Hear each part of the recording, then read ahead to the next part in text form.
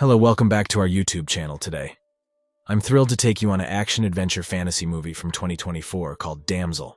Spoilers ahead, sit back, relax, and enjoy the video. When the dragon came and slew his army, the king stuck his sword into the ground and knelt for forgiveness. Centuries later, in a faraway land, there are two sisters, namely Elodie and Floria, princesses of a poor kingdom surrounded by harsh and barren lands. A red priestess visited their kingdom and asked Lord Bayford, the sisters' father, for Elodie's hand, and Lord Bayford agreed. Elodie was reluctant at first, but eventually agreed for the sake of her hungry people. The family of four is headed to Aurea, where Elodie is set to marry a handsome prince named Henry. Elodie and Henry spent a day learning about each other, and Elodie thought she might have made the right choice by agreeing to marry the charming prince, who instantly swept her off her feet. Unlike Floria and Lord Bayford, who were happy to marry Elodie off to a wealthy prince, their stepmother, Lady Bayford, felt that something was terribly wrong with the royal family of Aurea, especially when she noticed how strange her husband was acting after a private meeting with Queen Isabel. She tried to warn Elodie, but the wedding still happened. After the wedding ceremony, the newlyweds headed to the top of the mountain to perform an ancient ceremony which Henry explained as a way to pay homage to their ancestors. Upon reaching the top, Elodie saw Queen Isabel wearing the outfit of a red priestess. Queen Isabel handed Elodie a coin, and the newlyweds followed the queen to the altar. Queen Isabel retold the story of how the kingdom of Aurea was born. When their ancestors first came to the island, they found that a beast also inhabited the land. The beast had a savage bloodlust and destroyed the village. The king gathered his soldiers to avenge his people, but he terribly failed. The beast forced the king to sacrifice his 3 beloved daughters, and in exchange, the beast would let the king's people be. It was either the lives of his daughters or the lives of many more. As much as the king adored his daughters, he was still a dutiful king, and he must protect his people at any cost. A pact was made as the 3 daughters met their end at the belly of the beast, and the kingdom of Aurea was born. Taking the small dagger used for the ceremony, Queen Isabel cut the palms of Henry and Elodie, and the newlyweds made a blood pact, making Elodie royal blood. To complete the ceremony, Elodie threw the coin she was handed into the chasm. Henry carried Elodie in bridal style as he began walking to the exit so they could return to the palace. At least, that's what Elodie thought before she was ruthlessly thrown into the chasm. The branches of the dead trees surrounding the bottom of the chasm lessened the impact of her fall, and Elodie stood to find pieces of clothing she knew weren't hers. Elodie was filled with terror as she came to the realization that she was the sacrifice. Elodie heard a distant fluttering from behind, and she looked back to see a light coming from a cave. She approached the light and found a bird caught on fire. After helping the bird, Elodie heard a roar, followed by the screeches of the birds on fire. Elodie dodged the birds and asked for strength from her late mother.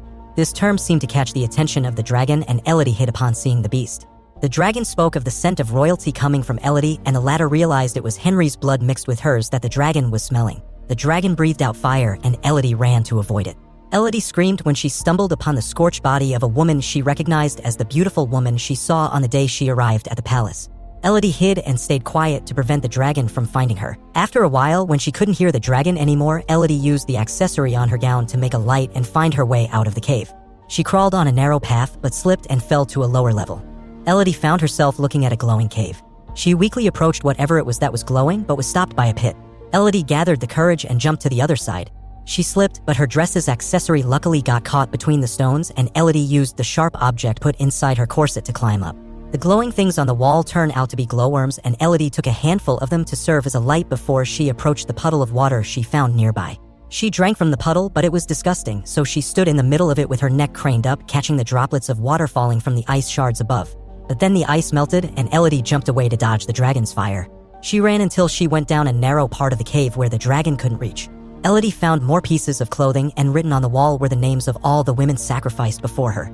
Too many were sacrificed, and Elodie was devastated at the thought of not making it out alive. Elodie checked on the large wound on her legs and took a rest for a while. However, she slept restlessly as she dreamed of what the other women must have been like when they were in her position. One of the women, Victoria, looked at her and muttered that everything was a lie. When Elodie woke up, she panicked upon seeing the glowworms attaching themselves to the wound on her leg. She calmed down when she realized that the glowworms actually healed her wound and apologized for underestimating them. Elodie studied the map drawn on the wall and continued on her journey. There was a room with 3 paths, and Elodie chose the middle fork, just like what she saw on the map. Then she heard music notes and found the crystals that would indicate she was close to the exit. When Elodie found a crown on the ground with the letter V engraved on it, she was glad to know that Victoria had made it out. But Elodie realized she made the wrong assumption when she discovered that the exit wasn't an actual exit, just an opening located so high up in the mountain, which she should only take if she wanted a death easier than being burned or eaten alive. Then she saw men from a distance approaching the mountain and screamed at the top of her lungs to get their attention. They didn't hear her, of course. The only one who heard her was the dragon, and Elodie backed away, screaming in fear when she found the remains of another person, probably Victoria. The dragon was about to release a fire when they heard the men screaming for Elodie. Elodie went back down and followed the voices until she reached a larger room where she found the remains of 3 baby dragons. Elodie was horrified upon realizing that Queen Isabel's story was false. The truth was that the king attacked the dragon's lair unprovoked and killed the dragon's children. Death wasn't enough punishment for the evil king, and the dragon decided to make him experience pain worse than it felt. 3 were taken, so 3 would be given. Elodie heard another voice and quickly hid, knowing that the dragon would hear the men. And she really did. The dragon killed most of the men and spoke to Lord Bayford, who initiated the search party for his daughter. Lord Bayford unsheathed his sword and bravely faced the beast, but was pulled up, his sword falling and impaling the ground.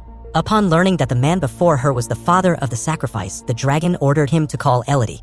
Lord Bayford raised his voice as he apologized to his daughter, who stayed hidden. He admitted that he already knew before the wedding that Elodie would be sacrificed, but he let it happen because he was promised a large amount of gold. He thought that by trading the life of his beloved daughter, he was doing it for the good of his people. But he was wrong, and he now regrets the choice he made. The dragon had enough of his drama and pushed him to the ground, giving him one last chance to summon his daughter. Of course, Lord Bayford didn't listen and instead yelled for Elodie to not show herself up. The dragon was furious and dug her claws into Lord Bayford. One of Lord Bayford's men who was hiding accidentally slipped, and the dragon went to where he was, giving Elodie enough time to say goodbye to her father and escape. The dragon flew out of her lair to look for Elodie and breathed out fire in the air to show her anger. The queen saw this and was livid, knowing that the dragon's anger could only mean the sacrifice had escaped. She went to the ship where Floria and Lady Bayford were and captured Floria to give to the dragon before her man stabbed Lady Bayford and left her behind. Lady Bayford, despite her stab wound, still headed to the mountain to save Floria when she met Elodie. Elodie told her stepmother to stay while she went back to the mountain for Floria. The queen wanted to cut Henry's hand to pact it with the blood of Floria, but he refused, saying Floria is too young for sacrifices. The queen told him he was weak before cutting her own hands and pacting her blood with Floria's, and the guards threw her into the cave. Elodie went to where the sacrifice was happening, but it was too late, and she knew that her sister was already at the bottom of the cave. She went down the chasm and gathered some glowworms to heal some of her wounds and took some for her sister. She cut her hair and used it to set up a booby trap before grabbing her father's sword. Meanwhile, the dragon was guarding Floria as she waited for Elodie to come for her sister.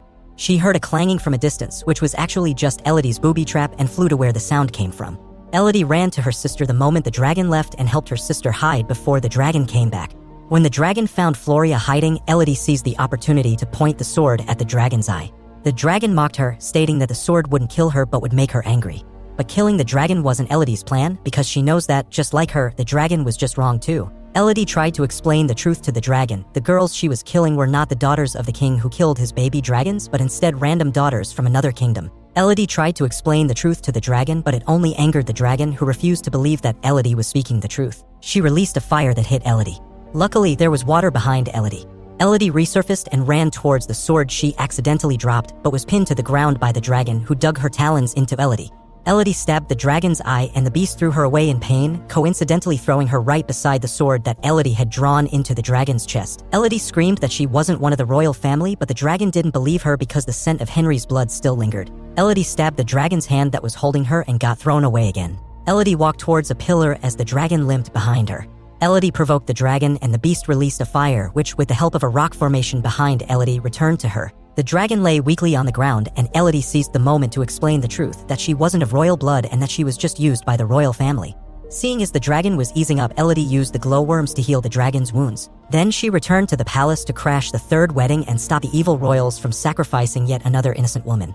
Henry profusely apologized when he saw Elodie and attempted to explain himself as if he didn't just marry 2 women and throw them into the chasm as a sacrifice. Elodie cut him off because there was no way she'd listen to his dumb excuses. Then she cupped the bride's cheek, telling her to run away with her family immediately, and the bride wasn't going to be told twice. Elodie offered the other attendees one last chance to flee. Some listened and ran away in fear, while others didn't and were just there, either in confusion or disbelief. Queen Isabel was furious and refused to show fear to Elodie. But Elodie reassured the queen that she wasn't the one they should fear, and then she said, "This is the end of your story." As if on cue, the dragon appeared and some of the attendees who stayed behind ran away. The dragon waited for a bit as Elodie turned to walk out of the palace before releasing her anger. The dragon killed all the royal blood family that the king had left. Elodie catwalked on the bridge with the dragon flying over her as the palace burned down behind them. Once she got better, Elodie, Floria, and Lady Bayford returned to their ship and headed back home with the dragon. What would you rate this movie? Leave a comment and like if you enjoyed the recap. Thanks for watching. Did you like our movie recap? Please subscribe and comment, it really helps. See you next time.